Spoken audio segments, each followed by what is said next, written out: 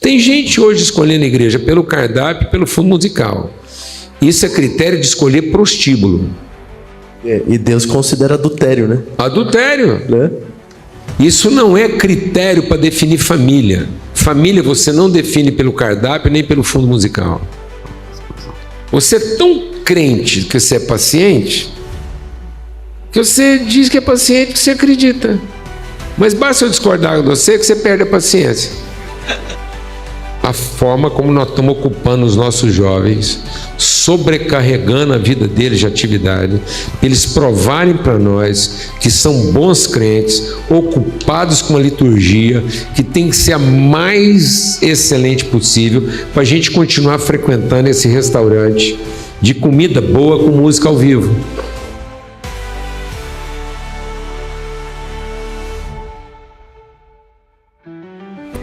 Então eu queria que o pastor nos explicasse como que as igrejas no Brasil conseguem segurar o povo dentro da igreja.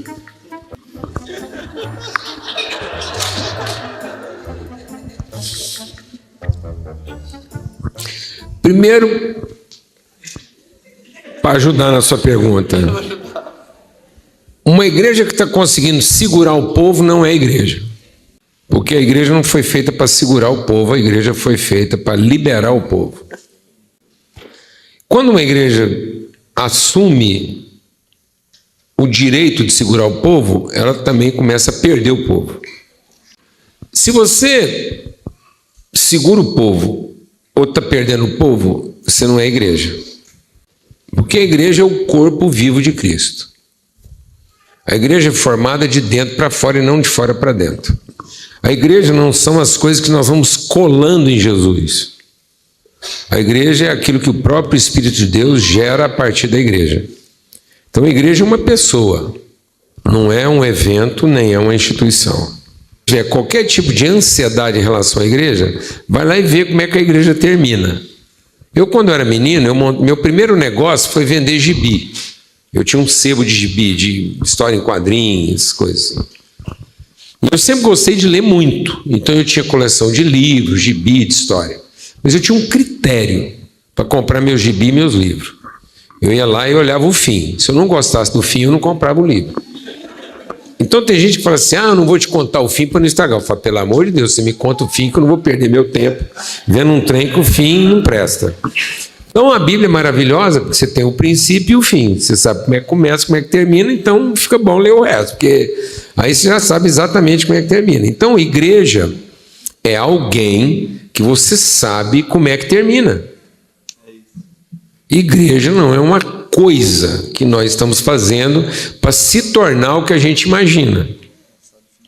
Igreja é uma pessoa que eu sei exatamente como é que ela fica. Então eu olho para mim e sei exatamente como é que eu vou ficar e sei como é que a igreja vai ficar. Qualquer tipo de ansiedade em relação à igreja é pecado e incredulidade. Então, se a igreja está deixando a gente ansioso, é pecado. Porque então não é a igreja de Cristo. E é a ansiedade, porque é a minha igreja. Amém, amados? Então a igreja é perfeita, eu já sei como é que ela está e sei como é que ela termina.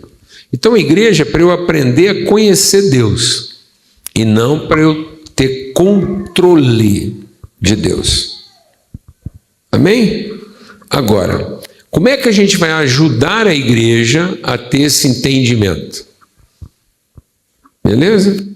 É trabalhando a igreja pelas suas relações e não pelas suas competências. Inclusive não tendo ansiedade se vai perder ou não.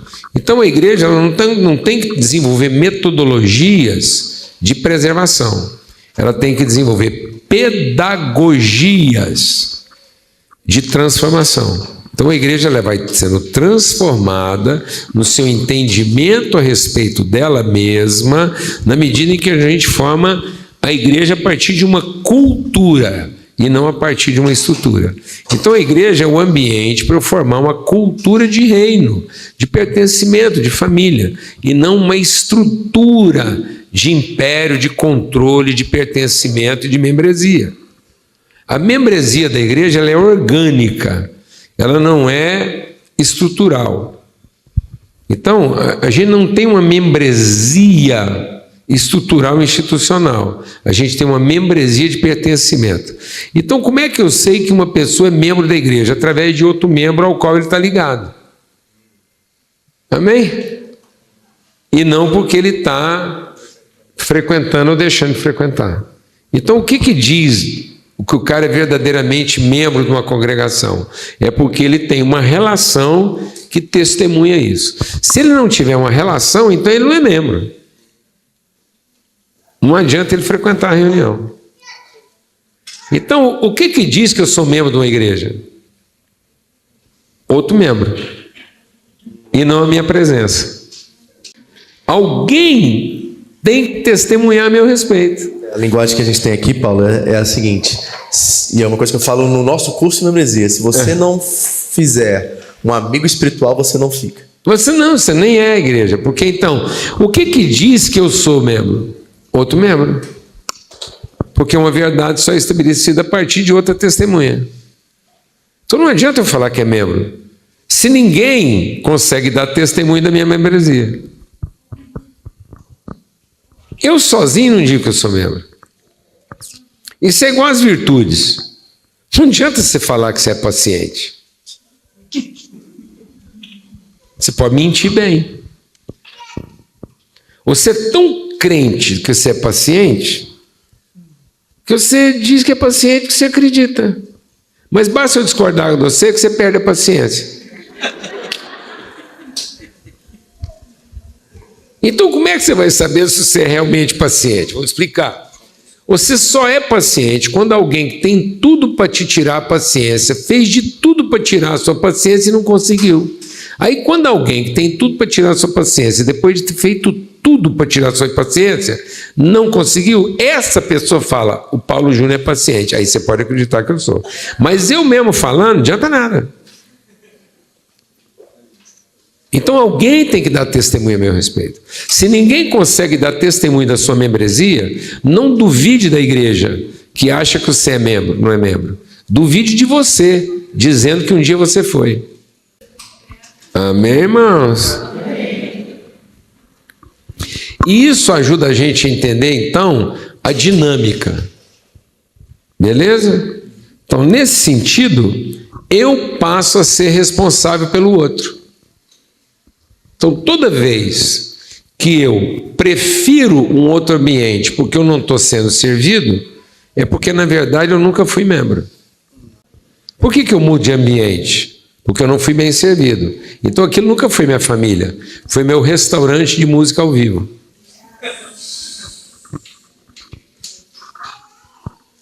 Para não chamar de outra coisa. Porque se o horário permitisse, eu ia chamar isso de prostíbulo. Mas como o horário não permite, eu vou dizer que é restaurante de música ao vivo. Em que eu escolho pelo cardápio e pelo fundo musical. A forma como nós estamos ocupando os nossos jovens, sobrecarregando a vida deles de atividade, para eles provarem para nós que são bons crentes, ocupados com a liturgia, que tem que ser a mais excelente possível, para a gente continuar frequentando esse restaurante de comida boa com música ao vivo. Aí os nossos ministros são cozinheiros de comida boa para ventres que nunca se satisfazem, e os nossos filhos são tocadores de liturgia de quem está sempre exigindo uma qualidade melhor no seu rito. Tem gente hoje escolhendo a igreja pelo cardápio e pelo fundo musical. Isso é critério de escolher prostíbulo. E Deus considera adultério, né? Adultério. Né? Isso não é critério para definir família. Família você não define pelo cardápio nem pelo fundo musical. Amém, irmãos? Papo reto. Que conversa.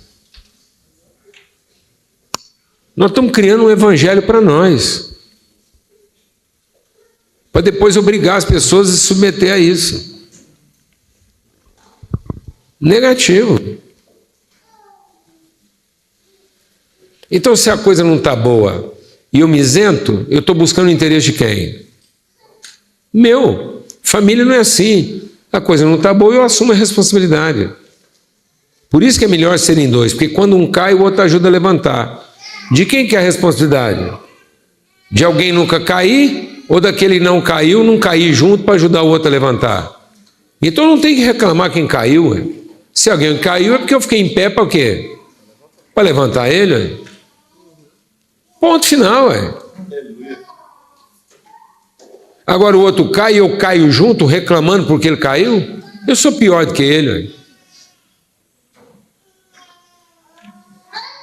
Então, se você trata diferente seus amigos dos seus traidores, então você nunca, na verdade, nunca teve amigo, porque você nunca foi amigo de ninguém. Porque o que define amizade não é o amigo que você tem, é o amigo que você é. É o amigo que você é que define amizade. E se você faz separação entre os seus traidores e os seus amigos, é porque talvez você não seja um amigo. Porque a gente entrega a mesma coisa para todo mundo. Até para o meu amigo ter certeza que eu nunca fiz por interesse. Porque cuidado, quando você separa as coisas e começa a entregar melhor para quem te trata bem, é porque talvez o Judas seja você.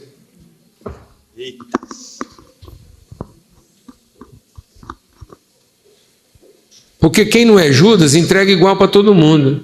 Aleluia. Exatamente para os amigos saberem que nunca foi por interesse. Porque quando você faz a distinção, os seus amigos vão começar a desconfiar se você é verdadeiramente amigo ou se você não fazia por interesse ou por necessidade. Então nós estamos chamando de igreja uma coisa que está mais parecido com prostíbulo do que com família. E cuidado, porque no ambiente do prostíbulo tem tudo que tem, as atividades do prostíbulo são as mesmas atividades da família. Tem cozinha, sala de estar, cama, geladeira, fogão. Num prostíbulo todo mundo dorme, acorda, come, fica grávido, tem filho, paga conta, paga aluguel, tem que comprar comida. Todas as atividades num prostíbulo são as mesmas atividades de uma família, com uma única diferença. No prostíbulo é por interesse e tem um preço a ser pago para isentar da responsabilidade. Cuidado, que o preço que você está pagando não seja exatamente para você fazer valer o direito e não ter que assumir a responsabilidade. Porque tem gente se sacrificando para ter a igreja que merece, em vez de assumir a responsabilidade da igreja que lhe foi oferecida. Então, quando a igreja tem problema, isso fere o meu direito ou identifica a minha responsabilidade? Agora vocês veem o tamanho da desgraça que nós estamos construindo. Não, e o que mais me deixa indignado é o seguinte: depois nós estamos cantando Maranata para ir para uma igreja sem mancha, mas que a gente não conhece. E vou te falar quem nós estamos matando, Vitor. Os nossos profetas. Quem são nossos profetas? Nossos filhos.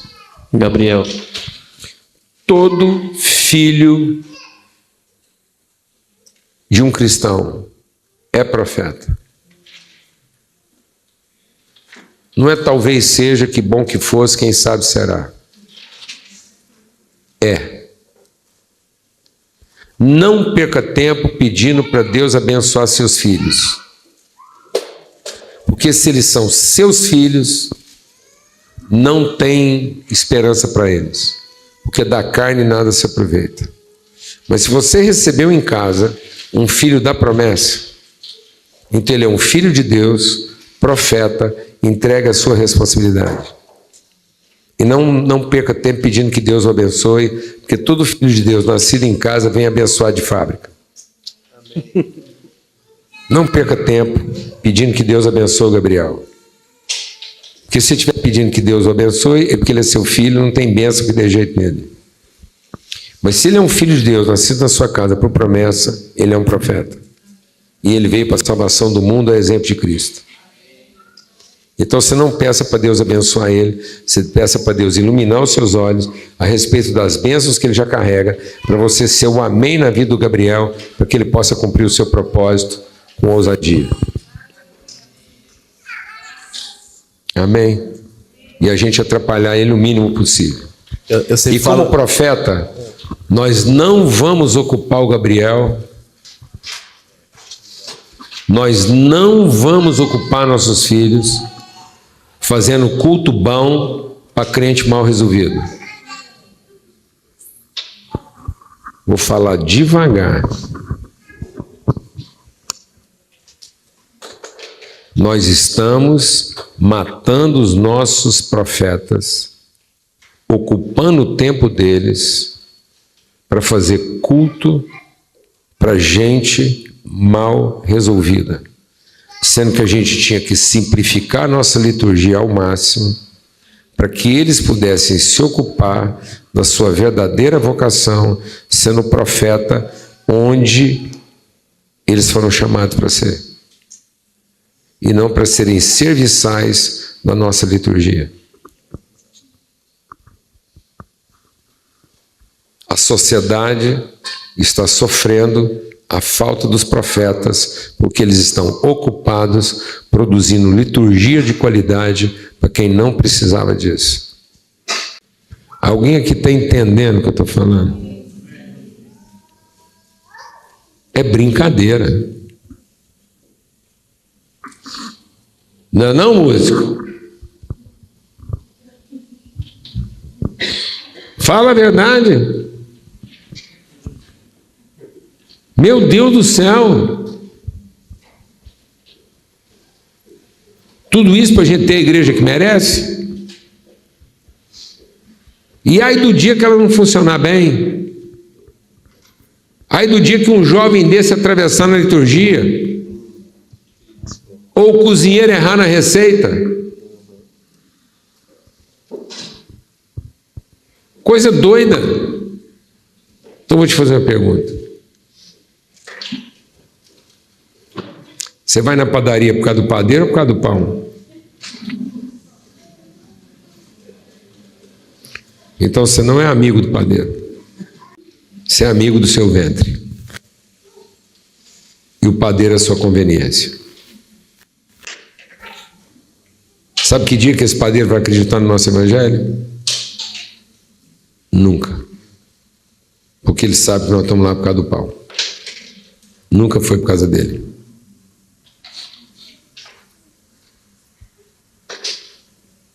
Se o pão for ruim, você volta na padaria? Então ele não é seu irmão. Porque se ele fosse seu irmão, você continuava frequentando a padaria dele até o pão ficar bom, ou você ajuda ele a se convencer que ele não nasceu para padeira. Para ele poder fechar a padaria dele em paz. Então, ou você ajuda ele a melhorar o pão, ou você ajuda ele a entender que ele não nasceu para padeiro. Porque ele encontrou o quê? Um irmão. só troca a padaria por igreja agora, gente. É isso. Nós somos insatisfeitos. É isso. Não faz sentido essa igreja. Não faz sentido. Não é a vontade de Deus. Uma igreja que satisfaz a necessidade. Exato. E aí não existe ninguém que vai ficar nesse lugar. E aí nós vamos matar os nossos profetas com a nossa insatisfação. Fora que isso é uma realidade no Japão. Os filhos de muitos pastores que eu conheço não querem a igreja mais. Não querem. E às vezes eles não querem, não é porque eles não gostam, porque primeiro eles têm medo de desapontar, e por isso não querem assumir a responsabilidade, porque eles sabem o que acontece com quem não satisfaz a expectativa dos outros. Então a igreja, amados, é um lugar para todo mundo errar com segurança. Amém. Até encontrar um propósito. Amém, amados? A igreja é para que todas as suas expectativas sejam frustradas com segurança. Você ficar limpo delas. Que a gente aguenta a tia chata até hoje na família. Mas, mamãe, você come na família. Você come aquele cuscuz salgado, a tia fica abençoada. E você é a salvação dela. Você segura a onda, porque ela sabe que tem família. É isso aí. Por Porque se ela montasse uma padaria com aquele cuscuz, já estava quebrada, mas você vai lá, você salva a tia.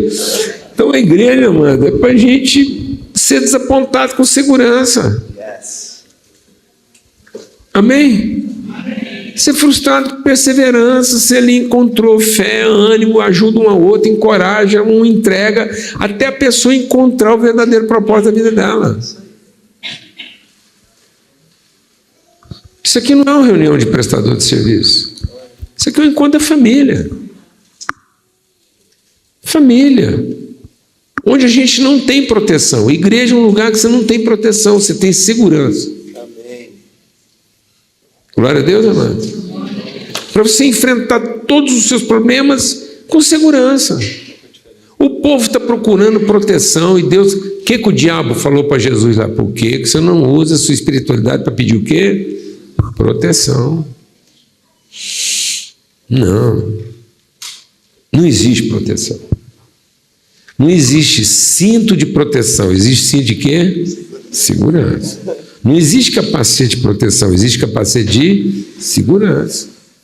Capacete não vai proteger você de tomar uma tijolada. Capacete é para você tomar uma tijolada com segurança. Entendeu? Amém? O cinto não vai impedir você de ter uma trombada. Não, amado. O cinto é para você poder trombar com segurança. Porque às vezes até você não vai causar um acidente, mas vem um louco lá ensandecido, bate no você a 200 por hora, mas você está o quê? Seguro daquilo que você não está o quê? Protegido. Então a igreja não vai oferecer proteção para os nossos filhos. A igreja vai oferecer para eles o quê? Segurança. A gente está desenvolvendo um tipo de igreja que a gente não consegue garantir que o nosso filho vai ter ela para o lugar onde nós estamos mandando ele.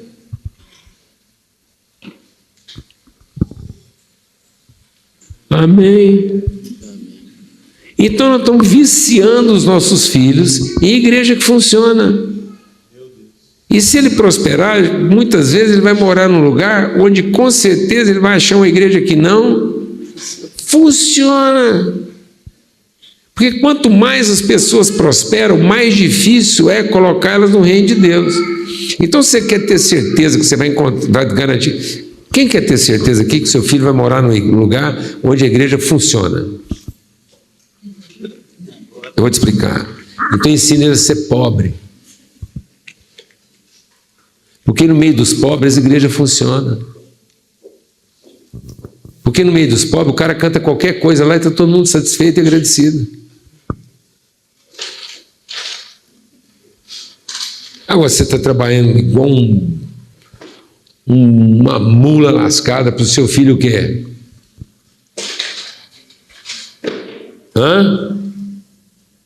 Você está trabalhando igual um doido para o seu filho ser rico, inteligente e morar perto. Então ele vai morar entre quem? Fala para mim, amado. Entre os ricos. E o que é mais fácil, amado? É mais fácil fazer um camelo passar num buraco, numa agulha, do que fazer o quê? Um rico entrar no reino dos céus. Amém, amados? Então eu vou te explicar. Papo reto. Quanto mais uma sociedade vai prosperando financeiramente, mais as pessoas estarão ocupadas com os negócios dessa vida.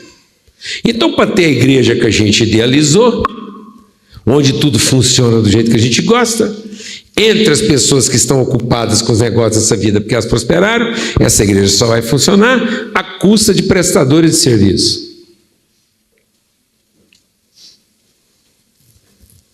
Então, você está criando pessoas para ter dinheiro, porque eles vão prosperar, para depois pagar alguém que seja espiritual para prestar serviço para eles.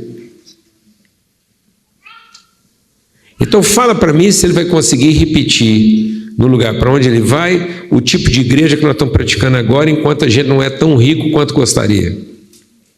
E na medida que a gente for ficando mais rico, o modelo de igreja que a gente está praticando só vai funcionar na medida em que a gente contratar prestadores de serviço. Alguém aqui está entendendo o que eu estou falando ou não? E para ter uma igreja que funciona do jeito que a gente gosta, nós vamos ter que contratar serviço, e para ter esse serviço à altura, nós vamos ter que sequestrar alguém de uma região mais pobre para poder vir trabalhar para os mais ricos e oferecer para os ricos os serviços que eles estão acostumados a pagar por ele. É mesmo, é mesmo. Então eu vou tornar o lugar pobre mais miserável, porque eu sequestrei os príncipes dele para prestar serviço para os bacanas, que agora são ricos o suficiente, e ocupados para não ter que ficar ocupado com essas coisas. Então eu matei os dois profetas. Eu matei o profeta dos ricos, porque agora o profeta dos ricos está ocupado em garantir a prosperidade dele.